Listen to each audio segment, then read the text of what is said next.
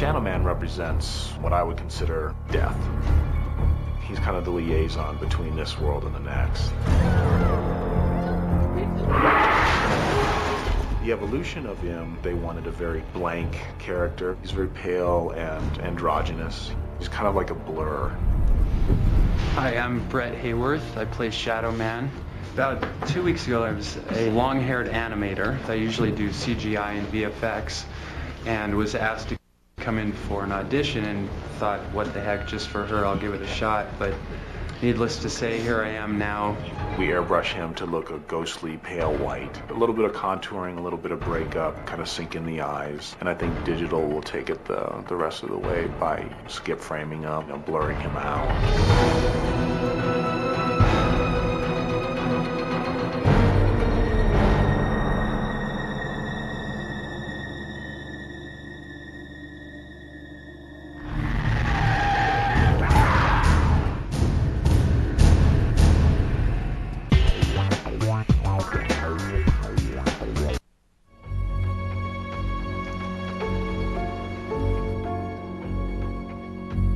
I knew I was biting off a lot when I went into it, but I liked that I had those challenges.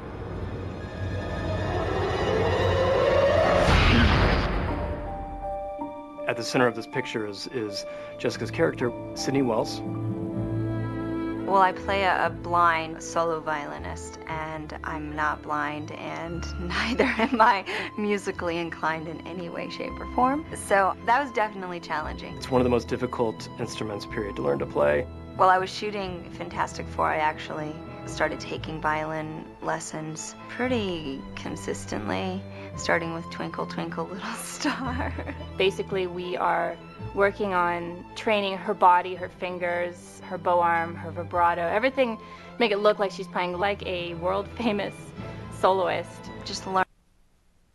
It doesn't sound good at all. It actually sounds like a cat in heat. But with the music, it sort of drowns out my horrible sound. Having to not only hold the violin, play the notes, but then keep up with the rhythm of the song. It was Mozart and Beethoven pieces, but it was, you know, pieces of this song, pieces of that song. So I learned many different fragments. You know, they're quite complicated pieces for me, you know, and having to just pick it up. So that took about 6 months of training. We prioritize, okay, what do we have to film first? We're gonna learn that. And then as soon as that's done, you know, we start working on the next thing. They really found a way as a team to work together, and with Jessica's goodwill and Brett's skill, they pulled it off. I think she's done a great job. Battering through whatever song, hacking away.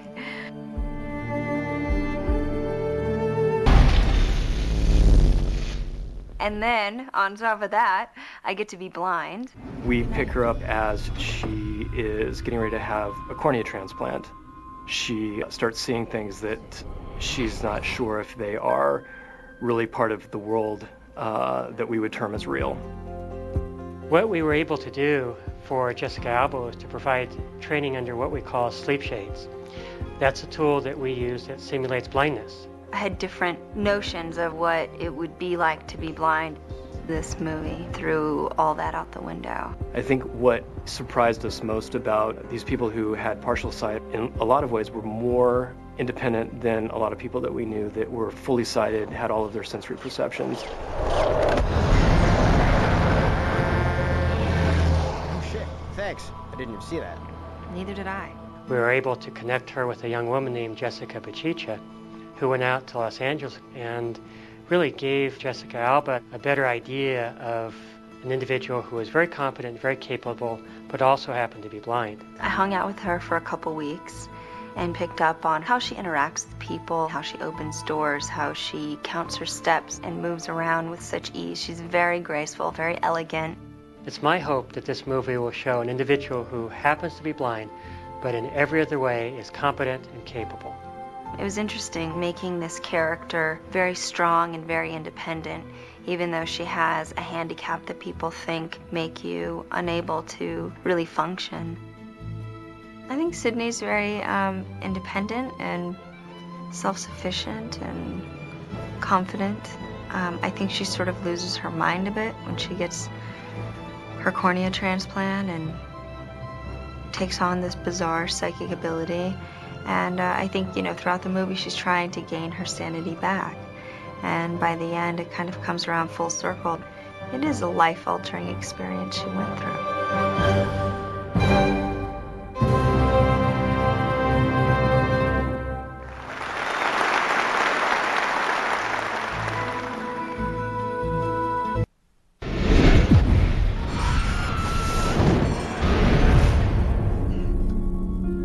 Since all humans have a level of psychic ability, everyone has the chance to see a ghost or to deal with a ghost. People who experience organ transplants have been known to record taking on behaviors of the individual that they received the organ from. Cellular memory is, for this particular film, it's sort of what makes the plot in itself possible. If someone was a vegetarian their whole life, after the transplant, all they want to do is eat meat. When we transplant an organ as the size and the significance of a heart from a donor to a recipient, but in fact these memories can be transferred as well. And a few years ago, this little girl helped the police solve the murder of the person she got her heart from. She kept having visions of the crime. There have been cases where they've begun to appreciate types of music that they'd never appreciate before. One case of classical music, but another case of hip-hop, for instance, an older person. Another one was, someone was a health freak, a health nut their whole life. And all of a sudden after their surgery, they picked up smoking down to the same brand of cigarettes as their donor. The first people to really alert us to the possibility of cellular memory were massage therapists. They'd be doing a massage and they hit a certain muscle or a certain point and the person spontaneously recalls a memory, often a long buried memory, of some emotionally traumatic event.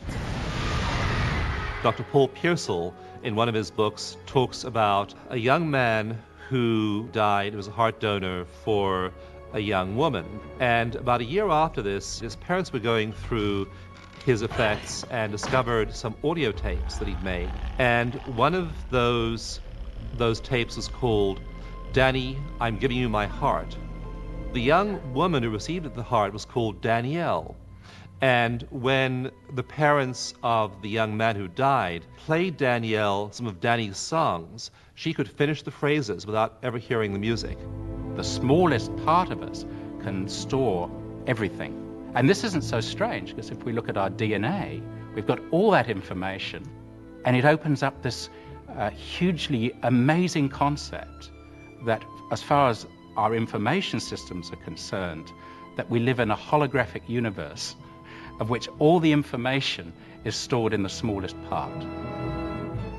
This is the mind-boggling change of awareness that's happening at the moment. To understand that science now, we have to take your journey into your inner self. My brain is having to relearn how to decode the world around me, but that's very different from me seeing things that don't seem to be real. The idea of, in sort of an indirect way, possession does play in. Sydney, especially the character who donated the corneas to her, had a very unique life in that she had the ability to basically perceive what I guess would be termed the other side. A spirit or a ghost is really an individual's life force or energy form that separates from the physical body after death. The science of the last 80 years tells us that, in fact, at our very basic level within the body, we are energy and we are space. There's a critical difference to not think of consciousness as being in the brain or an artifact of complex brains, but in fact a field effect which is not just our own personal electrical field, but is part of a much larger field as well. For a spirit to remain behind, or earthbound as we say, they are here in our earthbound plane with us. They can move objects at times, they might touch people, you might hear someone speaking to you or hear your name. They are trying to communicate, usually telepathically. What we're talking about is an entanglement that doesn't just occur between atoms, but between people. Obviously, there are certain physical things happen when you transplant organs that I suppose can baffle you. I believe in the afterlife. I believe in the energy in different frequencies that people are, you know? There's some people that they feel energy and they see things. The people who tend to be very sensitive are the creative people. It's almost as if they have a very open system to the world. So over the years, I've been using these energy techniques on these very sensitive people. And generally, these people are more open to the idea that we could be telepathic beings, quantum beings, that we can actually transfer information from between each other beyond time and space. Everyone has a soul or a spirit, because without that, the physical body does not function. So when we are born, that spirit form steps into the physical body, we become one, and when we die, the physical body fades away, but that spiritual form or life force remains. But we also have to understand that when we transfer an organ, the organ itself isn't going to stay static. It's actually going to, those cells that you've transferred have also got to in fact run their natural course, and other cells have got to take their place.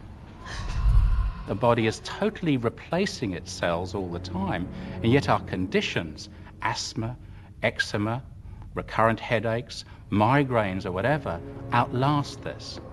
So memory is stored within the body. We have groups of chemicals called proteins in our body, and certain of these groups of chemicals actually condition the expression of our genes. When we're traumatized, that's when the body is really activated, because we then are into the fight or flight mode. We have this adrenaline response, we have this cortisol response, and we have the response. Somewhere in our body, we're recording that level of hormonal difference.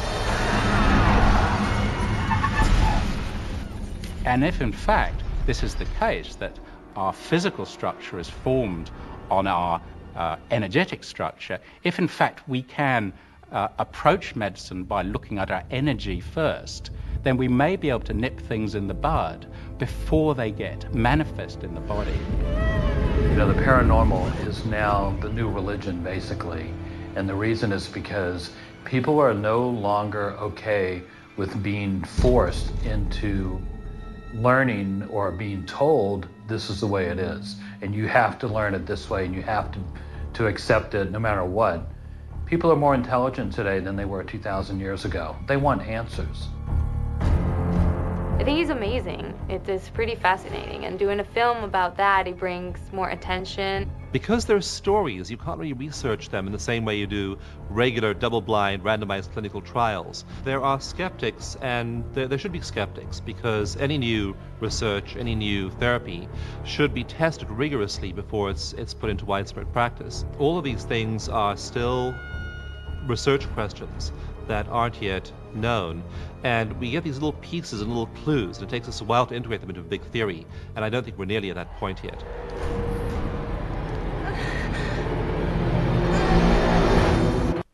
Any marker?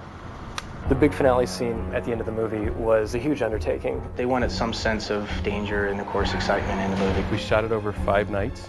There's always such tension on the set whenever they have to do something like that, because they know they only sort of get one chance at it.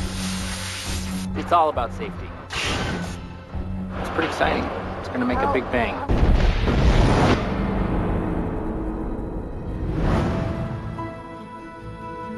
We set it in the storyline as a border crossing between the United States and Mexico, which is where Sydney and Paul crossed to go find Sydney's donor.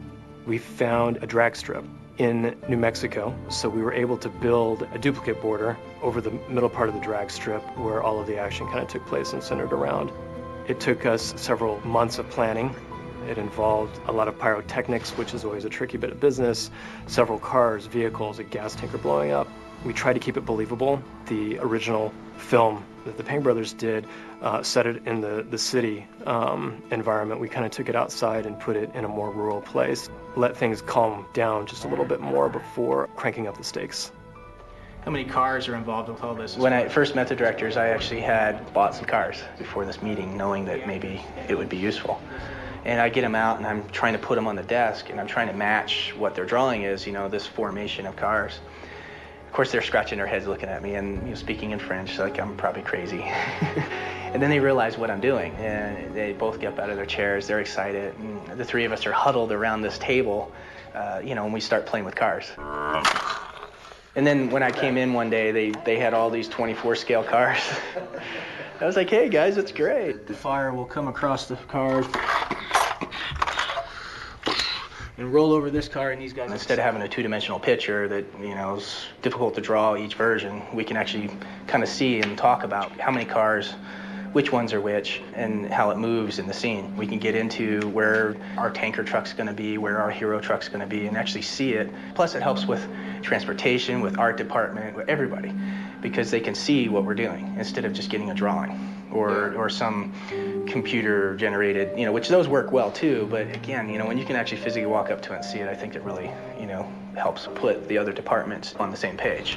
Full scale, the 24 scale, the little matchbox cars, it's fun to see the stages grow. There were probably about 50 cars in that whole lineup. I had to come up with a big truss system, and we found one that was used for another film, and so we resurrected that and planted that in the ground, and on the other side of the deal, put some signs on it.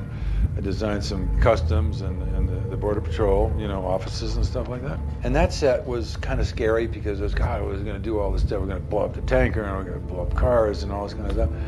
And in the end, it came together rather nicely. And then we get into our effects brothers who, you know, plan out what's going to blow up and what's going to burn. How do we plan that out? We basically took a tanker, which is the genesis of the explosion, and our pyrotechnic team and our special effects team rigged it to explode and basically cut seams in the metal. You don't want to use high explosives on a real truck, you know, because then you can't control where everything goes. So what our effects guys do is they come up with ways of making the fire and blowing that up to make it look like that's what happened. We've cut completely away the tank in a sort of a puzzle pattern that's barely held together. It's the actual aluminum tank from the tanker, so it's just held together like an eggshell. We're expecting most of the explosion to go out to our sides, and say 45 degrees that way, 45 degrees this way. That's kind of no man's land. We have, you can see that sticking out, there's little pieces of cable where we've made kind of leashes that are 30 or 40 feet long, so these things don't go into a low orbit, run around the sky and kill people. But it's all about safety. We've taken every precaution, and we've got people back 300 feet, and which is about the extent of the shrapnel that falls off of one of these things. And it's pretty exciting. Don't try this at home, kids. And action!